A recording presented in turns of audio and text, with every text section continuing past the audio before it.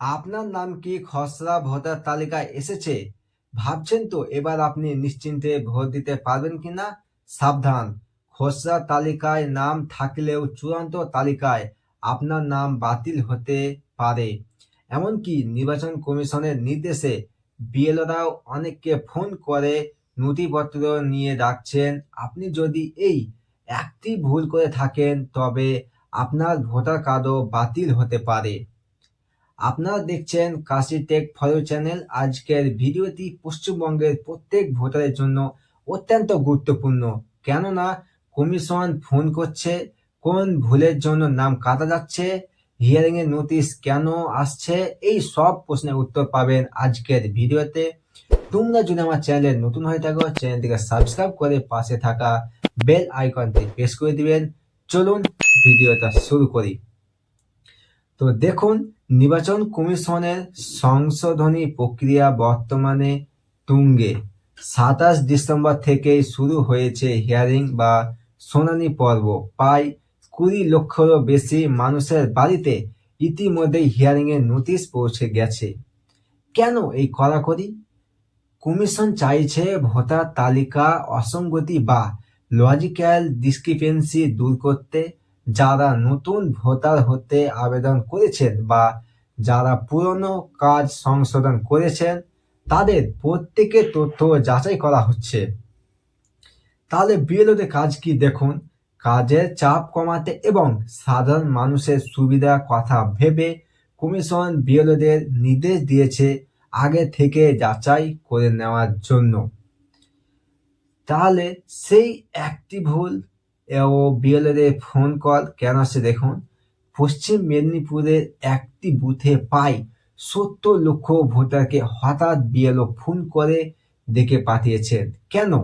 তো দেখুন, মূল সমস্যা হলো নামের বানান বা পদবি ২০০২ সালে ভোটার তালিকা তথ্যের সঙ্গে বর্তমান ২০২৫ সালের খসড়া তালিকা তথ্যে যে গরমিল পাওয়া যাচ্ছে। ধরুন, ২০০২ সালে তালিকায় কারোর নাম ছিল রাজীব কুমার বসাক, কিন্তু ২০২৫-এর তালিকায় তিনি শুধু রাজীব বসাক লিখেছেন, কুমার শব্দটা বাদ দিয়েছেন। এই সামান্য পার্থক্যের কারণে কমিশন আপনার নাম সন্দেহের তালিকায় রাখছেন এবং ফোন করছেন। যদি আপনার কাছে বিএলও ফোন আসে তবে আতঙ্কিত হবেন না।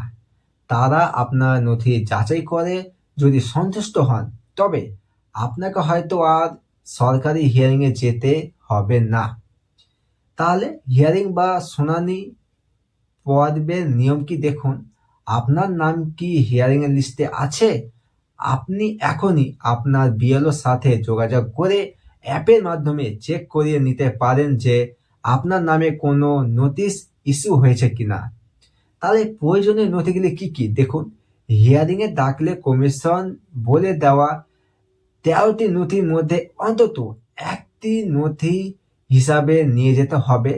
আধার কার্ড ছাড়াও ২০০২ সালে ভোটার লিস্টে কপি বা পরিবারে পুরনো নথিপত্র থাকা জরুরি, সেগুলো নিয়ে যাবেন। তো দেখুন, কমিশন নতুন নিয়ম অনুযায়ী হিয়ারিং এর সময় নোটিশ দেওয়ার সময় ভোটার বা তার পরিবারের সদস্যর ছবি তুলে বিএলও অ্যাপে আপলোড করতে হবে। যদি আপনার কাছে হিয়ারিং এর নোটিশ আসে এবং আপনি পর্যাপ্ত তথ্য বা নথি দিয়ে নিজেকে বৈধ ভোটার প্রমাণ করতে না পারেন তবে খসড়া তালিকায় নাম থাকলেও চূড়ান্ত তালিকা থেকে তা মুছে ফেলা হবে। ভুলেও কোনো জাল বা ডুপ্লিকেট কাগজ হিয়ারিং এ জমা দেবেন না। যদি কমিশন বুঝতে পারে নথি নকল তবে জেল বা জরিমানাও হতে পারে আপনার। তাই আপনারা চেষ্টা করবেন অরিজিনাল দেওয়া, ডুপ্লিকেট দেবেন না।